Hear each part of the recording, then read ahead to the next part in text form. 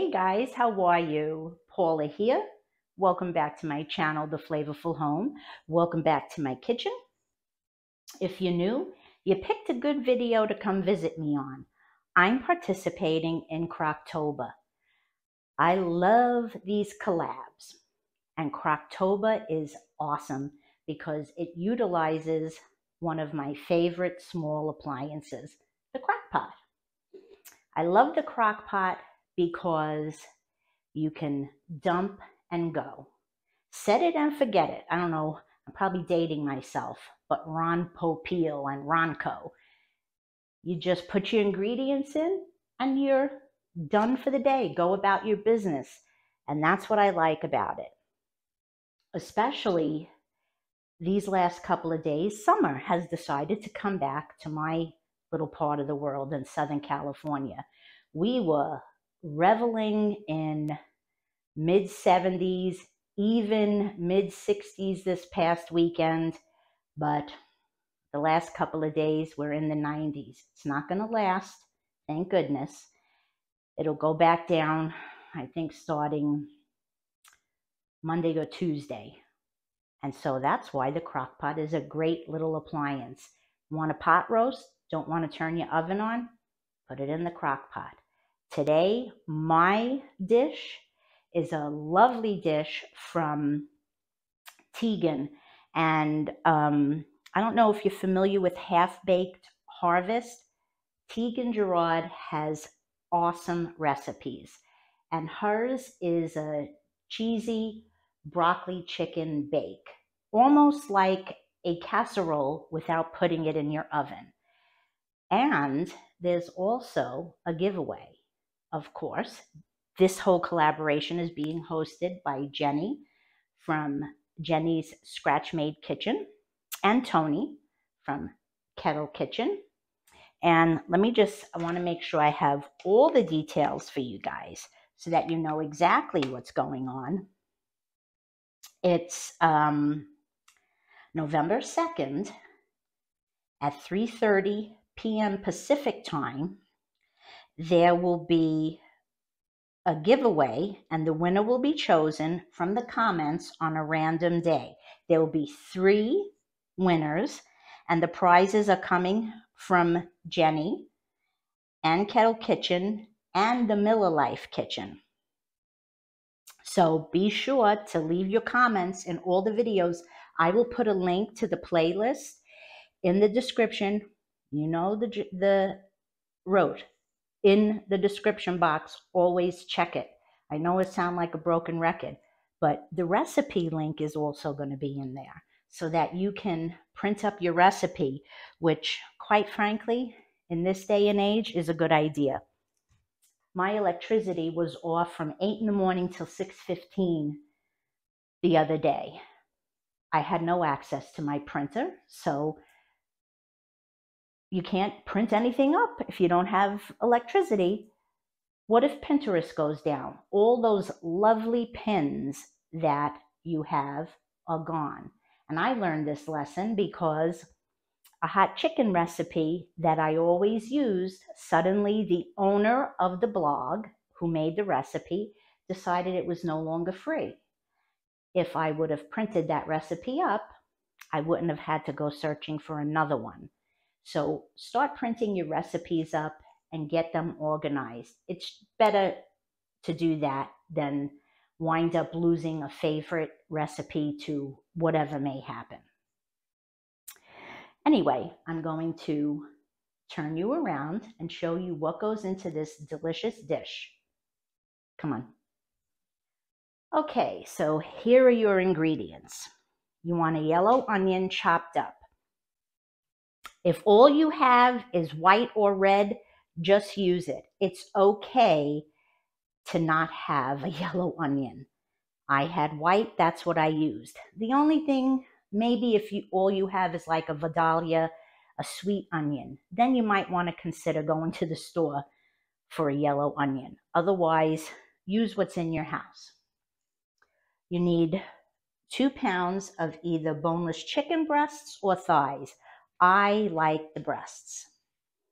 You're going to have a half a teaspoon of paprika, you're going to have a half a teaspoon of chili powder, salt and pepper. You need 3/4 of a cup of salsa verde. You need half a cup of either milk or cream, 8 ounces of cream cheese at room temperature. I have it in my fridge. You're going to need shredded cheddar cheese, or Colby, maybe a Mexican blend, but make sure it's shredded, 2 cups. I'm using frozen, which is A-OK, but 3 to 4 cups of chopped broccoli. You need 6 tablespoons of salted butter, a clove of garlic chopped. These were on the small side, so I have 2 there. You need fresh thyme. I don't have it. I have dried. It called for 1/4 cup of fresh thyme leaves. If you have dried, that's a little more potent. And the reason you need the thyme is for browning the butter and letting the thyme leaves sizzle in it to finish the dish. So a little less with the dry, because you're going to drizzle that on the dish when it's done. And fresh basil for serving. That's optional. I'm not running to the store for basil either. So I'm going to start prepping so that we can get the dish cooking. Oh, by the way, let me just show you. This is my crock pot. I do have a link to a crock pot in the description box.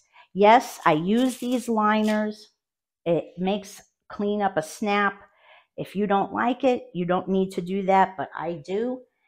And I love it because you have 4, 6, 8, 10, and then you have the warm setting. So let's get ready to start adding our ingredients to the pot. All right.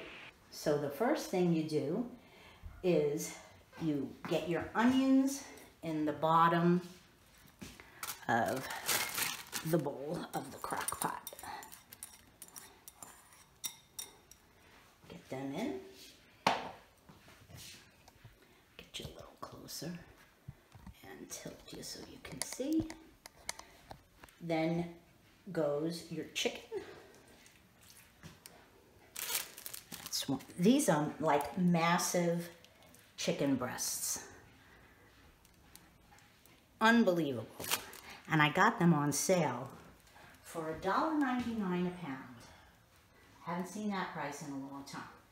Okay, so once you have your chicken in, then you're going to sprinkle your seasonings, which I put all in here.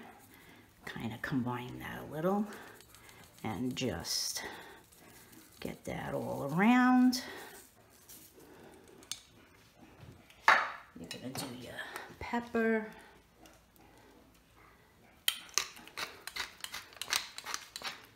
Obviously to your taste. And just remember, it's your kitchen, your rules. If there is a seasoning here that you just can't abide by, don't use it. We're not baking, we're cooking. And when you're cooking, you have a lot more freedom because you're not depending on a chemical reaction. So have fun with it.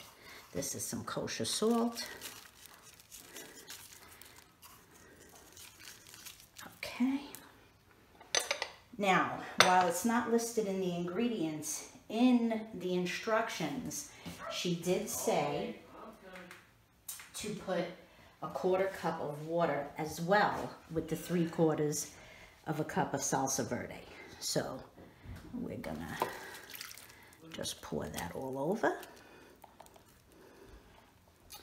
And then I'm gonna cover it and it's gonna cook on low for 3 to 4 hours. And then we're going to come back. Let me just hit that. We're going to come back for part 2. Alrighty, folks, see you in a bit. All right, let's grate some cheese and chat a little. I have decided to try to buy more cheese in block form, especially when it's a good sale, versus buying it already shredded in the bag. First of all, because in the bag it has that coating on it so that it doesn't stick together. Second of all, it is cheaper to buy it by the block. So I have been, the last few times, been buying a big block of cheese. And it's just easier, actually. I had some pre-shredded that I had for some other meal the other day in a baggie, so I just added to this. And it's 2 cups of shredded cheese, cheddar, Colby, whatever your preference is, to be honest, especially with something like, well, it has the salsa verde, but mozzarella, Monterey Jack. If you really wanted Swiss, your taste preference always. But with everything becoming so insanely expensive, if you can cut corners with saving a few dollars on cheese, throw it in your food processor with the cheese attachment on and zip it through your processor, your Cuisinart, and let that shred up your cheese. Put it in a freezer bag and freeze it. Costs on everything is through the roof. And that's why I like the crock pot as well. Look, everything is getting so expensive. Eating out is becoming a luxury.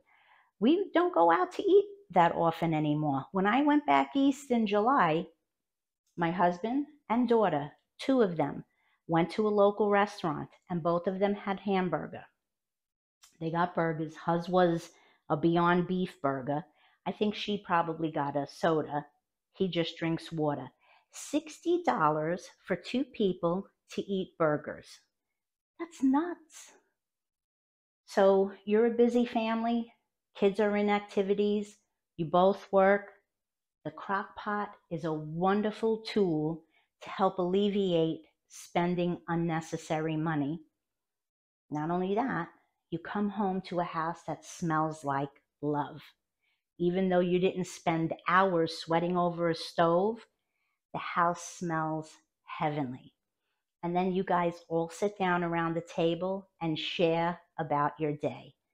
Doesn't get better than that.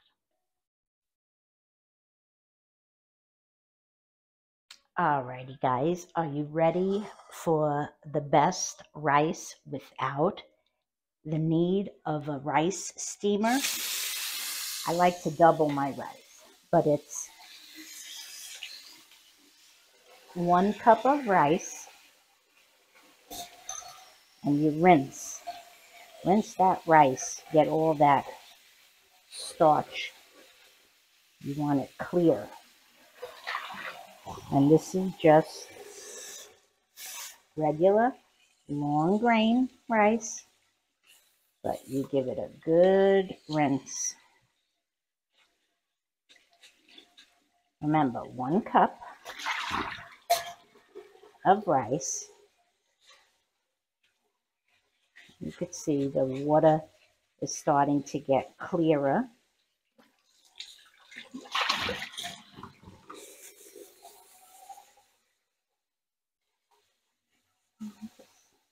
Doesn't have to be perfectly clear. Just enough to know you got a good amount of the starch off. 1 more should do the trick. Yep, that looks good. Now I add hot water to my rice.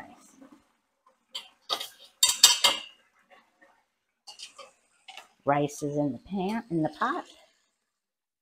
You want 2 2.5 cups of water to 2 cups of rice. So you're making 1 cup of rice, 1.25 cups of rice. Let's move you over because I'm going to add some salt. Okay. I'm going to add a pinch of rice. I like a little pinch of rice, a pinch of salt into my rice.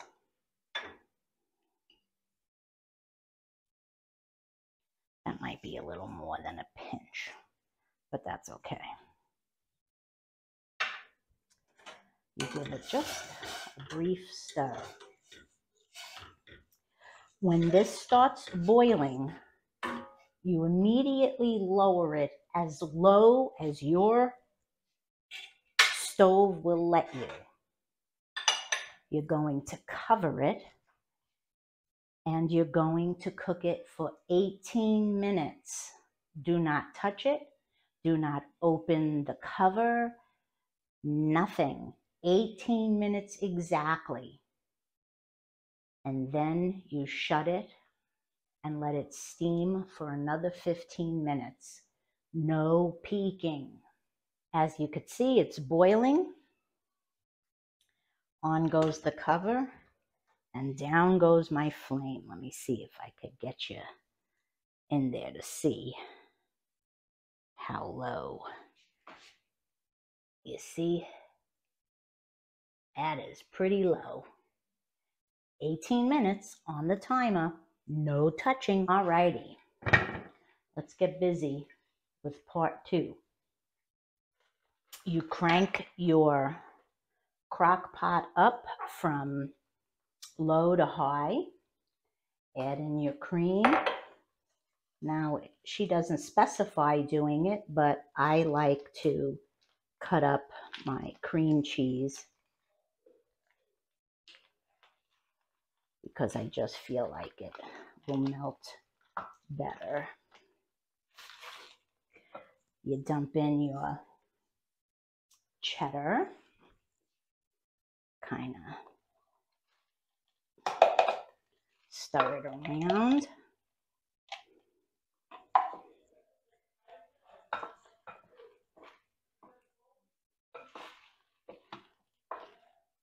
And in goes your broccoli.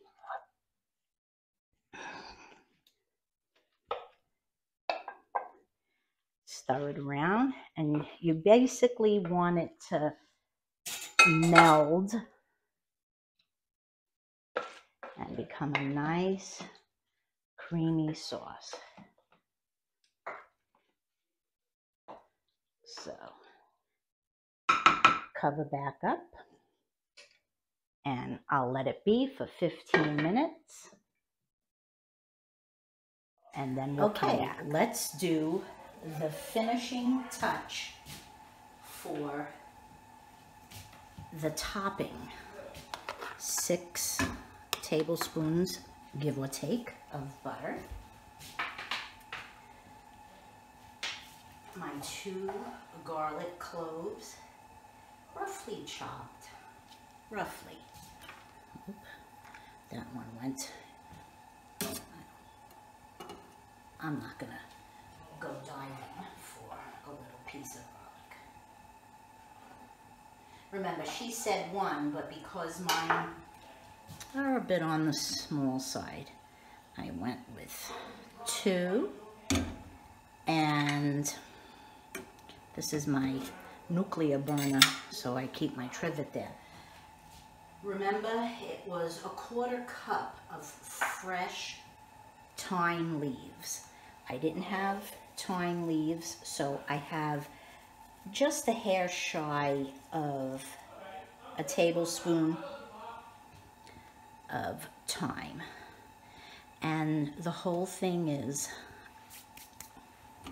you cook until the butter is browned, and you want to do it gently. You don't want to burn it, so try to keep gentle in the forefront here. Nice and easy. And you're going to spoon this over the top of your dish when it's ready. And we'll come back when it's nicely browned. It's foaming up a little bit. It smells heavenly. It's starting to caramelize a bit. Again, gentle is the key.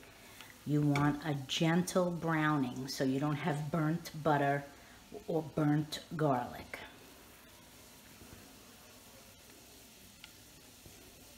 That's all the milk solids separating from the butter. I'll tell you, garlic, butter, and herbs, and it smells lovely.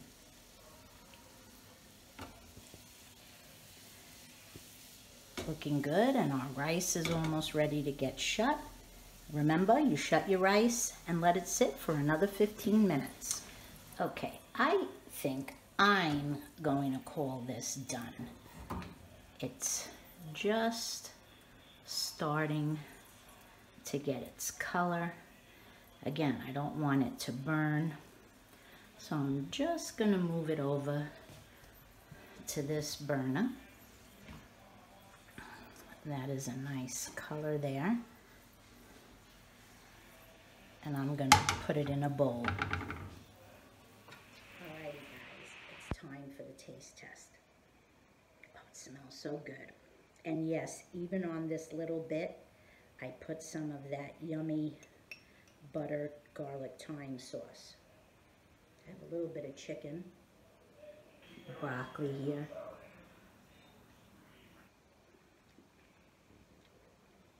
Ooh. Wow.